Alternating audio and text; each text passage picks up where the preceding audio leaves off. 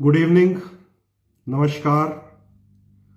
आज के Facebook live में आप सबका हार्दिक स्वागत है, अभिनंदन है। प्रिय मित्रों, जो लोग मुझे देख पा रहे हैं, ऑडियो और वीडियो आपको कैसी दिखाई दे रही है ये कंफर्म कर दीजिए। ज्योतिष के विषय में मेरा प्रयास होता है कि कोई ना कोई जानकारी आप लोगों के साथ साझी करूं, विशेषकर जो ग्रह गोचर जिसको कहते हैं, क्योंकि हम लोग विद्यार्थी हैं इस महान विषय के, इस प्राचीन विषय के, जो भारतवर्ष का सबसे प्राचीन वैदिक विषय है, वेद का अंग है, वेद का चक्षु है ये ज्योतिष। तो ग्रह चाल जो होती है हमारे जीवन के ऊपर बहुत अधिक प्रभाव डालती है, और मेरा यही प्रयास रहता है कि जब जब कोई ग्रह राशि परिवर्तन करता है या किसी प्रकार से गोचर में परिवर्तन करता है तो हम सब लोगों को इस बात की जानकारी होनी चाहिए। तो आप सबका हार्दिक स्वागत है जो लोग इस समय मुझे लाइव में देख पा रहे हैं, क्योंकि हर गुरुवार मैं लाइव करता हूं बृहस्पतिवार को, तो शायद पिछले 2-3 बृहस्पतिवार हमारा ये ज्योतिष का लाइव मिस हुआ है। तो बहुत सारे व्हाट्सएप पे मुझे मैसेजेस आए हुए हैं कि कुछ ग्रहों का राशि परिवर्तन हुआ है, तो हमें कुछ जानकारी अवश्य दीजिए। तो आज भी वैसे तो सर्दी है, फिर भी मैंने सोचा चलिए बात करते हैं आपसे। तो ग्रह के गोचर में परिवर्तन हो रहे हैं और शुभ परिवर्तन के इंतजार में, प्रतीक्षा में हम रहते हैं कि कौन सा शुभ ग्रह परिवर्तन करे कि हमारे जीवन में कुछ रुकावटें दूर हों, कुछ उम्मीदें जगें, कुछ सेहत के विषय में, कुछ परिवार के विषय में, धन के विषय में, जॉब के विषय में। तो ग्रह गोचर जो मैं यहां बैठकर आपके साथ साझा करता हूं, उसे आपको केवल समझना है। आपके साथ क्या हो सकता है क्या नहीं, ये आप लोगों की जन्म पत्री में ही लिखा होता है, उसी को देखकर संभव होता है। ग्रह गोचर को अगर आप समझ लेंगे, और जो लोग मेरी तरह स्टूडेंट हैं, एस्ट्रोलॉजी के विद्यार्थी हैं, उन्हें कुछ चीजों के साथ जुड़ने का अवसर मिल जाएगा। तो सबसे पहले तो आइए ग्रहों के ऊपर ही दृष्टि डालते हैं। इस समय 3 ग्रह जो हैं वो कमजोर अवस्था में है। सबसे पहले ये ध्यान रखें, 3 ग्रह कमजोर अवस्था में है। गुरु ग्रह वक्री है इस समय, मेष राशि में है बृहस्पति, लेकिन वक्री गति में है। तो गुरु ग्रह के वक्री होने से एक तो 2 राशियों को बहुत अधिक प्रभाव पड़ता है, धनु और मीन वालों को, क्योंकि धनु का भी स्वामी बृहस्पति है, गुरु है, और मीन का स्वामी भी बृहस्पति है, गुरु ग्रह है।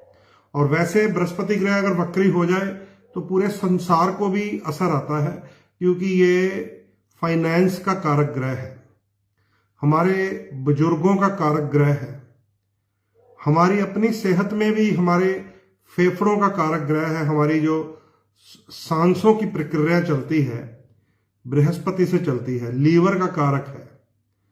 तो बृहस्पति जब भी वक्री या अस्त होते हैं या किसी पाप प्रभाव में आते हैं तो हमारे शरीर में भी परेशानी आती है सांसों के साथ संबंधित, और बुजुर्गों के लिए तो बहुत खतरनाक स्थिति भी बन जाती है कभी कभी। जो ओवर एज होते हैं 80+, 90+, उनकी आयु के लिए भी कभी कभी ये खतरनाक परिस्थिति बन जाती है। तो थोड़ा अभी ध्यान रखिए।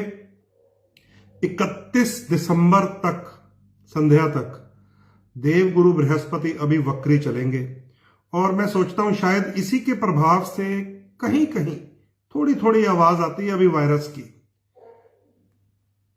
लेकिन परमात्मा से यही प्रार्थना है कि वो वायरस वाले, कोरोना वाले दिन दोबारा ना दिखाए, और 1 जनवरी को बृहस्पति मार्गी हो जाएंगे तो हमारे जीवन में फिर से खुशियां और उमंगें आएंगी। ये चीजें बहुत ही ज्यादा काउंट करती हैं हमारे जीवन में। सो बृहस्पति के वक्री होने का, मार्गी होने का इंतजार है। मेष राशि में 31 दिसंबर तक वक्री रहेंगे। बृहस्पति के मार्गी होने से हमारे जीवन की फाइनेंशियल रुकावटें दूर होंगी। सबसे पहले तो ये समझ लीजिए।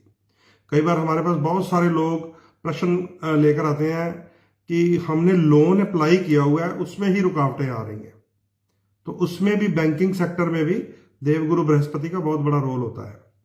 विवाह के बीच बहुत सारी रुकावटें आती हैं, तो वहां पर भी शुभ कार्य है, ये बृहस्पति करवाता है।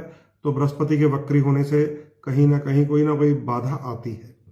तो ये सारी चीजें, बुजुर्गों की सेहत, हमारे अपने सांसों की प्रक्रिया, गोल्ड का रेट, ये सब गुरु के साथ जुड़ा होता है। धीरे धीरे अब 1 जनवरी से ये ठीक होगा। उससे बाद दूसरा ग्रह है मंगल ग्रह।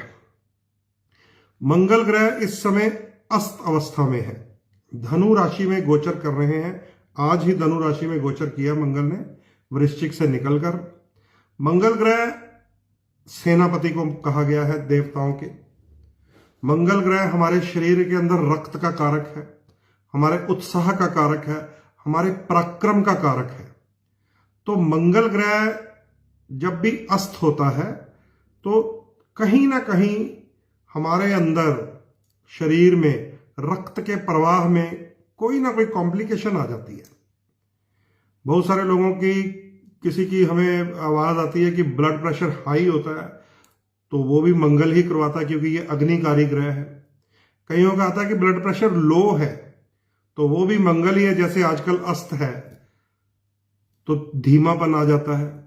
कईयों को ब्लड संबंधित परेशानियां, बीमारियां आ जाती हैं, जैसे मंगल राहु के साथ अंगारक श्राप बनाकर बैठा हो, तो ब्लड को भयानक बीमारियां, नाम भी नहीं लेना चाहता मैं, ब्लड कैंसर जैसी बीमारी पैदा कर देता है।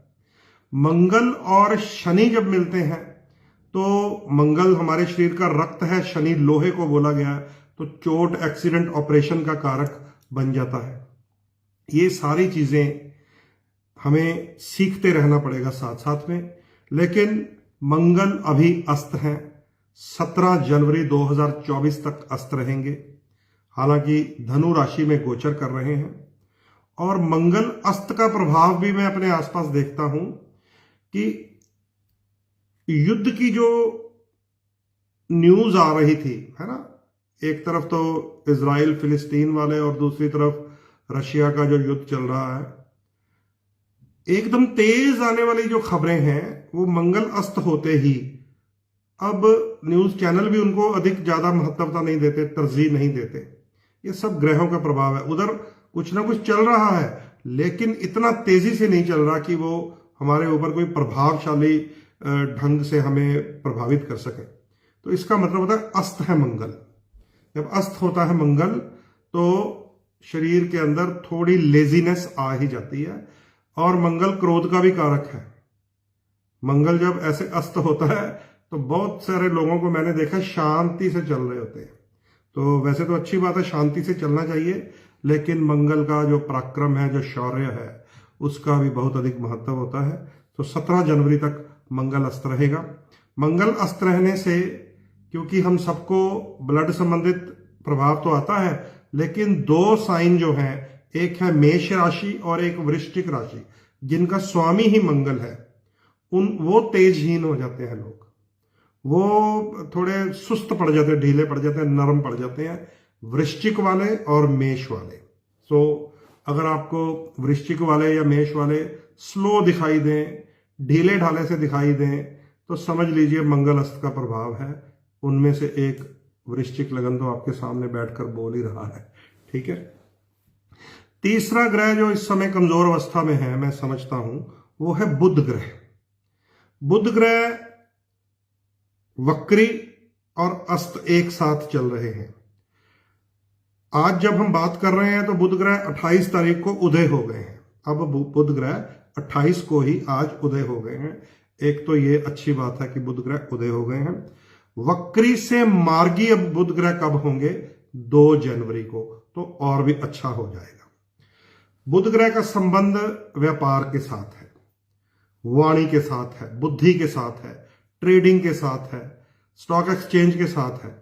जिस दिन ये वक्री और अस्त हुए थे तो मैंने एक पोस्ट डालकर आपको बताया था कि कहीं ना कहीं स्टॉक एक्सचेंज में कोई हलचल हो सकती है। उससे अगले दिन ही स्टॉक एक्सचेंज क्रैश की न्यूज़ फ्लैश होने लग गई थी। तो ध्यान रखा करें जो लोग सट्टे में, स्टॉक एक्सचेंज में अपना आजमाते हैं धन भाग्य, तो बुध ग्रह के ऊपर खास ध्यान रखें। बाकी बुध ग्रह के अस्त या वक्री होने से भी दो राशियों के ऊपर काफी प्रभाव आता है। वो है एक मिथुन राशि और एक कन्या राशि। इन दोनों राशियों के स्वामी बुध हैं। बुध ग्रह जब भी वक्री हो जाए, अस्त हो जाए, नीच हो जाए, तो मिथुन और कन्या राशि वालों के जीवन में, विशेषकर जब मैं बात कर रहा होता हूं, लग्न की बात कर रहा होता हूं, उनके जीवन में भी कहीं ना कहीं बाधाएं, रुकावटें, परेशानियां, टेंशन, समस्याएं आती हैं। तो बुध ग्रह आज बाई चांस जब मैंने शुरू किया है बोलना, उदय हो गए हैं, अभी अभी मैंने देखा पंचांग, और 2 जनवरी को वक्री से मार्गी भी हो जाएंगे। तो मिथुन और कन्या वालों के लिए भी ये एक राहत की खबर समझ लीजिए। तो ये 3 ग्रह, गुरु वक्री 31 दिसंबर तक, मंगल अस्त 17 जनवरी तक और बुध वक्री 2 जनवरी तक। मैं समझता हूं कि जो नया साल आएगा बृहस्पति के मार्गी होने से शुरू होगा, जो अंग्रेजी नया वर्ष होता है 2024, तो हमारे लिए कुछ राहत की खबर रहेगी। बाकी ग्रहों की भी बात मैं आपको शॉर्टली बता देता हूं। सूर्य महाराज इस समय धनु राशि में गोचर कर रहे हैं। 14 जनवरी तक सूर्य धनु राशि में रहेंगे। तो धनु राशि सूर्य देव के मित्र बृहस्पति की ही राशि है। यहां पर सूर्य देव का प्रभाव आपको अच्छा मिलेगा। जब तक गुरु ग्रह वक्री हैं तब तक हमें थोड़ा सूर्य देव के दर्शन कम हो सकते हैं, क्योंकि सूर्य गुरु के घर में है और गुरु वक्री हैं। तो हो सकता है कि हमें जो सर्दियों में धूप का आनंद है वो इन कुछ 15 दिनों में कम मिले, क्योंकि इसको डिस्पोजिटर सिस्टम कहते हैं कि मैं जिसके घर गया हूं वो कैसा है। अगर वही बीमार है तो मैं उसकी तीमारदारी में लग जाऊंगा, उसकी सेवा करने लग जाऊंगा, वो मेरी सेवा नहीं कर पाएगा। तो सूर्य देव गुरु के घर में है, लेकिन देवगुरु वक्री है। तो ये देखिए, आपको ज्योतिष का प्रभाव अपने आसपास दिखाई देगा। मंगल ग्रह 5 फरवरी को अब राशि परिवर्तन करेंगे। अभी वो धनु राशि में है, 5 फरवरी तक वहीं रहेंगे। बीच में मैंने आपको पहले बता दिया 17 जनवरी तक वो अस्त भी हैं। गुरु ग्रह 1 मई 2024 को राशि परिवर्तन करेंगे। देवगुरु बृहस्पति, जो मैंने अभी अभी आपको बताया कि 31 तारीख तक वक्री हैं मेष राशि में, 1 मई को अगले साल वाली वृषभ राशि में चले जाएंगे। तो वो भी बहुत अच्छा होगा वृषभ राशि वालों के लिए, क्योंकि बृहस्पति उनके लग्न में आ जाएंगे। शुक्र ग्रह इस समय वृश्चिक राशि में गोचर कर रहे हैं। शुक्र ग्रह वृश्चिक राशि में 18 जनवरी तक गोचर करेंगे, जो 25 दिसंबर को प्रवेश किए थे। तो शुक्र ग्रह का मंगल के घर में होना शुक्र को थोड़ा सा उत्तेजना में भर देता है। शुक्र ग्रह की बात अभी मैं करूंगा आपके साथ टॉपिक के तौर पे। शनि की बात कर लेते हैं। शनि महाराज इस समय 11 नंबर राशि में है, कुंभ राशि में गोचर कर रहे हैं, और अब वो वक्री से मार्गी हो चुके हैं। बहुत स्लो चाल होती है शनिदेव की, लेकिन कुंभ राशि के शनि विशेषकर कुंभ लगन वालों को बहुत माला माल करने वाले हैं। धीरे धीरे धीरे धीरे धीरे धीरे जैसे जैसे शनिदेव की डिग्री बढ़ती जाएगी, संसार में शनिदेव का प्रभाव शुभ होता जाएगा। तो कुंभ राशि के शनि बहुत बढ़िया फल देने वाले हैं। मूल त्रिकोण राशि है शनिदेव की। शनि के बाद बुध ग्रह के बारे में मैंने आपको बता दिया था। 2 जनवरी को बुध ग्रह मार्गी हो जाएंगे, और अभी वो धनु राशि में है। 28 तारीख यानी कि कल से वो उल्टी चाल चलते चलते वक्री ही वृश्चिक में चले जाएंगे। 7 जनवरी को वो राशि परिवर्तन करेंगे। राहु की बात कर लेते हैं, जिसका व्यापक प्रभाव आता है हम लोगों के जीवन में जब भी कोई किसी भी प्रकार की रुकावटी बात आती है, कोई समस्या वाली बात आती है, तो एस्ट्रोलॉजर सबसे पहले जिस ग्रह को देखता है उसका नाम है राहु। क्योंकि राहु और केतु ये दोनों छाया ग्रह हैं। ये ऐसे छाया ग्रह हैं जिन्हें प्रभु ने, भगवान ने अपने हाथों से एक लीला करके अमृत पान करवाया था और अमृत पान करवाकर उन्हें अपने मंत्रिमंडल में शामिल कर लिया, जिसको गृह मंडल कहते हैं। और फिर उनके माध्यम से हमारे कर्मों के ऊपर नियंत्रण करना शुरू कर दिया। असल में तो ये कर्म नियंत्रक ग्रह है। ये एक चलती हुई रोड के ऊपर जिस प्रकार कोई नाका लगा होता है ना पुलिस का, वो यही राहु और केतु करते हैं। तो काम तो ये कर रहे हैं प्रभु का, लेकिन अब आपकी अच्छी भली चल रही गाड़ी को अगर कोई हाथ दे के सीटी मार के रोक ले तो आपको क्या लगेगा कि अब देखो रुकावट पड़ गई, अब कुछ ना कुछ मुसीबत बनेगी। तो वो ईश्वर की लीला है। जय और विजय भगवान के पार्षद हैं। उन्होंने कई रूप लिए हैं, जिसमें आपने कुछ कथाएं सुनी होंगी, हिरणाक्ष और हिरणाकश्यप की, रावण और कुंभकर्ण की, कंस और चाणूर की। वो जय और विजय हैं। और जब मोहिनी रूप में भगवान ने अमृत बांटा तो उन्हें राहु और केतु का रूप दिया। तो प्रभु का काम कर रहे हैं, लेकिन काम उनका हमारे कर्मों के ऊपर बिल्कुल पैनी निगाह रखना है और हमें किसी न किसी प्रकार से काबू करना है, क्योंकि ये प्रभु की माया है और इस माया में जीवन चक्र में आना और जाना ये बना हुआ है। और यहां पर राहु और केतु का बहुत बड़ा रोल है। राहु और केतु के ऊपर की जो कमांड है वो शनिदेव के पास है। शनिदेव के ऊपर की जो कमांड है वो महादेव के पास है। ज्योतिष में अगर देखेंगे तो वो चंद्रमा के पास है। ये एक कुंजी है। एक विद्यार्थी के तौर पे मैंने जो अनुभव किया है, जो सीखा है, वो मैं आपके साथ साझा कर रहा हूं। राहु और केतु तभी सता रहे होते हैं जब कुंडली में शनि ग्रह की स्थिति खराब हो। मान लीजिए शनि नीच हो, शनि अस्त हो, शनि वक्री हो, शनि छठे घर में हो, रोग पैदा कर दे, 8वें घर में हो, मृत्यु तुल्य कष्ट पैदा कर दे, 12वें घर में चले जाए तो जेल यात्रा तक करवा देता है। जब शनि ग्रह कुंडली में कमजोर हो तो राहु और केतु तो फिर बहुत कष्टकारी हो जाते हैं। और जब चंद्रमा खराब हो, महादेव के मस्तक पे रहता है, इसलिए महादेव को चंद्र शिखर कहते हैं।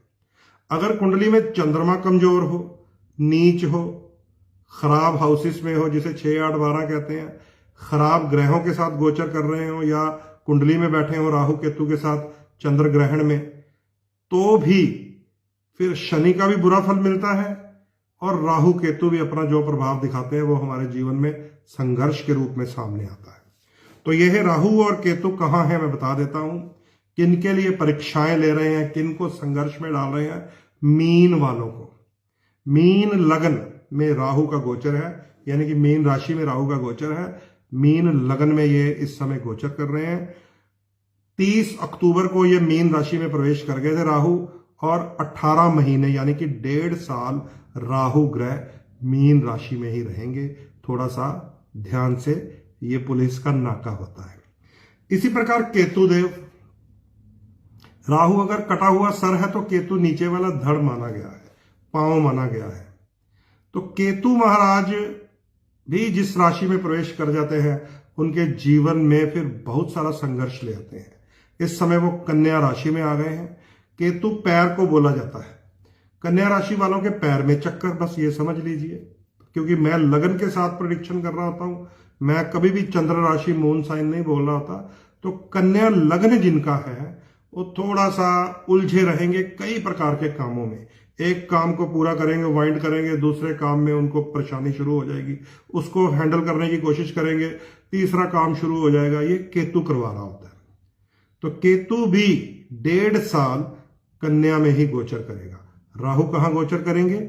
मीन में, और केतु कन्या में। मीन लग्न और कन्या लग्न वालों को संघर्षमय स्थिति में थोड़ा सा सामना करना पड़ सकता है। इन ग्रहों के गोचर के अलावा शनिदेव की एक और स्थिति जो है हम नोट करते रहते हैं, वो है 7.5 की और ढैया की। उसे भी आपको नोट कर लेना चाहिए, क्योंकि कुंडली में चाहे राजयोग बने हो, उच्च के ग्रह की महादशा चल रही हो, सारी प्रेडिक्शन बढ़िया चल रही हो, लेकिन जीवन में सफलता ना मिल पा रही हो, तो समझ लीजिए कहीं ना कहीं 7.5 या सिंगल ढैया अपना कुछ ना कुछ छुप कर काम कर रही है। तो यह भी समझना पड़ता है। साढ़े सात वर्ष के शनिदेव के प्रभाव को कहते हैं। 3 ढैये यानी कि 2.5 वर्ष के 3 साल 7.5 साल बनते हैं। इस समय मीन राशि है जिनकी, अब यहां पर मैं मीन लग्न नहीं बोल रहा, चंद्र राशि कह रहा हूं, जिनकी मीन राशि है उनके ऊपर प्रथम ढैया चल रहा है, पहली ढैया 7.5 की। जिनकी कुंभ राशि है उनके ऊपर दूसरा ढैया चल रहा है चंद्र राशि वालों के ऊपर। और जो मकर राशि वाले लोग हैं जिनका चंद्रमा 10 नंबर में है उनके ऊपर तीसरा ढैया चल रहा है। अब ये जो पहला, दूसरा, तीसरा ढैया होता है इन्हें समझना पड़ेगा। ये ठीक उसी तरह होता है जैसे किसी जेलर की पकड़ में कैदी आ जाता है, तो जो पहला ढैया होता है वो कैदी अपनी पूरी प्रयास करता है कि मैं अंदर किसी न किसी प्रकार सेटल हूं, और जो जेलर है वो पूरा डंडा भी चलाता है, सख्ती भी करता है। ऐसे ही शनिदेव का पहला ढैया है। जो दूसरा ढैया है, कैदी और जेलर में थोड़ा सा हल्का सा तालमेल हो जाता है तो शनिदेव का प्रभाव कुछ मध्यम हो जाता है। जो तीसरा ढैया है उसमें दोनों का, कैदी और जेलर का जो तालमेल है वो लगभग बन जाता है, और अगर सही बन जाए तो उसे जल्दी माफी भी मिल जाती है। समझ गए? वो तीसरे ढैये में है, वो मकर राशि वालों को प्रभाव मिलेगा जल्दी माफी वाला। जाते जाते शनिदेव कुछ ना कुछ शुभ प्रभाव देके जाते हैं। जैसे पहला ढैया होता है बहुत संघर्षमय, उसको कहते हैं सिर पे है। दूसरा ढैया होता है मध्यम, उसको कहते हैं चेस्ट पे है। तीसरा ढैया होता है कि शनिदेव भी आशीर्वाद देके जाते हैं, वो होता है चरणों में, पैरों की तरफ से निकल रहा होता है। और जैसे ये 7 के ढैये हैं, एक सिंगल ढैया भी काम करती है, वो भी आप नोट कर लीजिए। कर्क राशि और वृश्चिक राशि यानी कि 4 नंबर जिनकी राशि है, यहां चंद्र राशि की बात कर रहा हूं कि अपनी अपनी कुंडली में देख लीजिएगा। अगर चंद्रमा 4 अंक में लिखा हुआ है तो आप कर्क राशि वाले हैं, लगन कोई भी हो सकता है, तो आपके ऊपर एक ढैया चल रही है, सिंगल ढैया कहते हैं। अगर आपकी कुंडली में चंद्रमा 8 नंबर में लिखा हुआ है, जिनकी वृश्चिक राशि होगी, उनके ऊपर भी ढैया चल रही है। अब ये जो सिंगल ढैया होती है, इसमें शनिदेव को कहते हैं फास्ट ट्रैक अदालत। इसी 2.5 साल में शनिदेव अपने तीनों रूप दिखाते हैं, सख्ती भी दिखाते हैं, नरमी भी दिखाते हैं, और जाते जाते फिर कुछ ना कुछ आशीर्वाद भी दे जाते हैं। तो ये जो 7.5 और ढैया होता है, इसको कहते हैं धीमापन। चाहे आपकी कुंडली में उच्च बृहस्पति हो, उच्च शुक्र हो, उच्च बुध हो, उसी की महादशा चल रही हो, उसी की आपने रत्न धारण किए हो, उसी के आप गुणगान गा रहे हो, देवी देवताओं की पूजा कर रहे हो, लेकिन शनिदेव का ये जो न्याय चक्र है वो अपना पूरा काम कर रहा है। उसमें उच्च राशियों की, उच्च ग्रहों की, उच्च रत्नों की, उच्च थेरेपीज की कोई वैल्यू नहीं होती, वहां पे शनिदेव का अपना प्रभाव चलता है। तो दोबारा नोट कर लीजिए, कर्क राशि और वृश्चिक राशि वालों पर चल रहा है ढैया, इसे चंद्र राशि कहते हैं। मकर, कुंभ और मीन राशि वालों पर चल रहा है एक ढैया, दूसरा ढैया और तीसरा ढैया, इसको 7 कहते हैं। तो मित्रों, ये जो मैंने आपके साथ बात साझी की है, ये साझी की है ग्रह गोचर की। उम्मीद करता हूं आप लोगों को, जिन लोगों को इंटरेस्ट है एस्ट्रोलॉजी में, स्टूडेंट की तरह, मेरी तरह, उनको तो समझ आ जाती होगी। कईयों को टेक्निकल बात हो सकता है ना भी समझ आती हो। चलिए, आज मेरा प्रयास है आपके साथ बात करें शुक्र ग्रह की, इसलिए क्योंकि शुक्र ग्रह ने अभी ताजा राशि परिवर्तन किया है।